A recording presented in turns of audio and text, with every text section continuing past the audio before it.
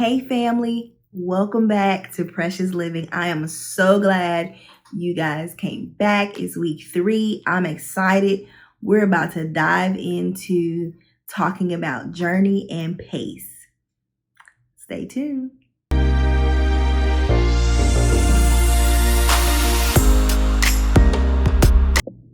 Hey family, so listen, let's talk about journey and pace. I had to learn that I have my own journey and I have my own pace.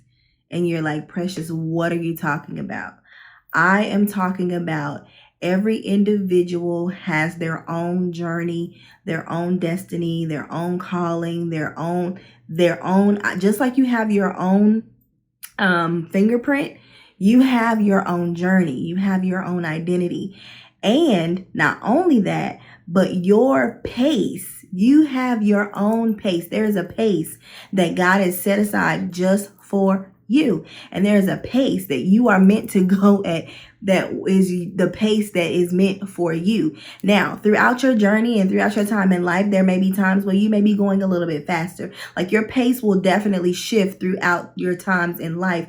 There'll be times where you'll be slowed all the way down. There will be times when you will have to speed up. There will be times that you'll just be going at a steady pace. But what's most important is that you move at the pace of the season of the journey that you are in. I went through a season and a time where I was watching all of my friends. It seemed like they were blossoming. It seemed like they were blooming. It seemed like they all had something that they were doing. Sorry, y'all, my hair got caught. It seemed like they all had this thing that they were doing, this thing that they were, that they had going on. And it appeared like I wasn't doing anything. It seemed like I wasn't moving. It seemed like I was just like stagnant. And I was just in my feelings and I was just all over the place. And then I found myself doing things and wasting my time on things that were never meant for me to do, because I was trying to catch up to what everybody else was doing. Everybody was doing, just different things they were either jumping off in their career, or it seemed like everybody had something going on. And I wanted to have something going on too. But the truth of the matter, what I learned later was I was never stagnant. I was legit in preparation. I was preparing for what my journey was. I was preparing for my moment. And I missed out on a little bit of that journey and didn't necessarily soak everything in that I needed to get out of that journey, because I was so busy trying to get to the end. And so I wanted to share with you what I learned about journeys. When we are on a journey, we are so hell-bent on getting to the end that there is so much in the in-between that we are missing out on. There are moments, there are experiences and things that is meant for you to try. There are moments that you are meant to fail so that you can learn and that you can experience. And you miss out on all of that if you're in so much of a rush to get to the end, to get to the finish line. And so we all, in some way, form, or fashion, have created this race in our mind that it's us against everybody else. No. You are your own competition. Okay? We are not in competition with anybody, because whatever anybody else is doing, that's their thing. And then guess what, family? You have your thing. There's that thing that is meant for you to do. There's that opportunity that's yours. You don't have to take anybody else's opportunity. You don't have to covet what somebody else has, because what's yours is yours. And so you have your own journey. It may have taken somebody 2 minutes to get put on. It may take you 3 years to get put on, but that's your journey. One of the things that I learned that was most important was that I need to start paying attention to the journey, because what you learn in the journey, when you get to that next step, when you quote unquote arrive, what you learned in that journey, what you experienced in that journey is what's going to sustain you when you get to the top. So if you don't pay attention to the journey and you're in such a rush, that's how you find so many people that arrive, but they don't stay there.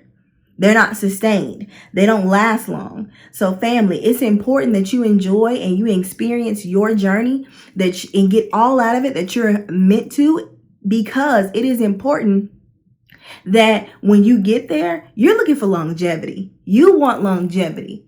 Okay, what is longevity? Longevity means that you can finish the race, that you can carry on, means that you can continue, meaning that whatever pace is necessary, you can continue, you can hang on it. Okay, so it is important, family, that you move at the pace that is necessary for your journey. And then while you're on your journey, pay attention, soak it all in, sit in it. We have a tendency as people to rush through things so much that we miss and that we don't sit in moments, experience the moments, be honest about our feelings, be honest about what we're experiencing. I'm going to be honest with you. Corona, although for a lot of people has been a lot of heartache, a lot of pain, and my heart goes out to them, but I have chosen to make a decision in this time in this season. And I have decided to shift my perspective and to look at it as not as something, catastrophic, but I've shifted my perspective as, what can I do with this moment in this time? What can I do with this season that we're in? Literally, we have so much time on our hands, it's not even funny. So it's like, precious, what are you going to do with this time? And I have chosen with this time to do all the things that when I was busy and had a lot going on, I couldn't do. Whether it was focusing on organizing my life or spending more time with my daughter or making sure I focus a little bit more on my marriage with my husband. Literally, I'm taking advantage of this time because I know that there will be a moment when the world will be back going nonstop again. And I want to make sure that I utilize my time. So what I've done in this moment on my journey, I have adjusted my pace in this season I've adjusted to what's going on around me, to my journey, and to what's happening to me in this moment. And I've decided not to mope, not to whine, or not to cry. Because of course I had plans for 2020. We all did. I had a whole calendar. Listen, we all had plans. But unfortunately, those plans, it's just same. Like if you're driving and you're trying to get from point A to point B, and there's an unexpected car wreck on the expressway, you have to what? You have to adjust your speed. You might even have to take a detour, but you don't turn around and go home, or you don't pull over on the side of the road and go, oh man, it's been a car accident, I'm not going to go where I'm supposed to go. No, you don't do that. You continue, or you figure out, you adjust, you recalculate, but you keep it pushing. Whether you change your speed, whether you adjust the route that you're taking, you adjust. It's pace, people. It's pace. You just adjust your pace. And so that's what I've decided to do in this season. And I'm going to be honest with you. Today is Corona. Tomorrow it could be something else. There will always be stumbling blocks or things that will happen along your journey that you don't necessarily plan for or that you didn't expect. But it's all in how you adjust. And it's all a part of the experience. And listen, family, you have an expected end. There is a goal. Yes, we know about what's at the end of the tunnel, and we know that we're trying to get there. But I don't want us to be so focused on getting there that we miss all that we need that's going to help sustain us on the other side. So family, listen, I've enjoyed this conversation with you. I'm not going to hold you hostage. I look forward to seeing you next week when we do a little more talking and have another conversation. I love you, family. Have a great week.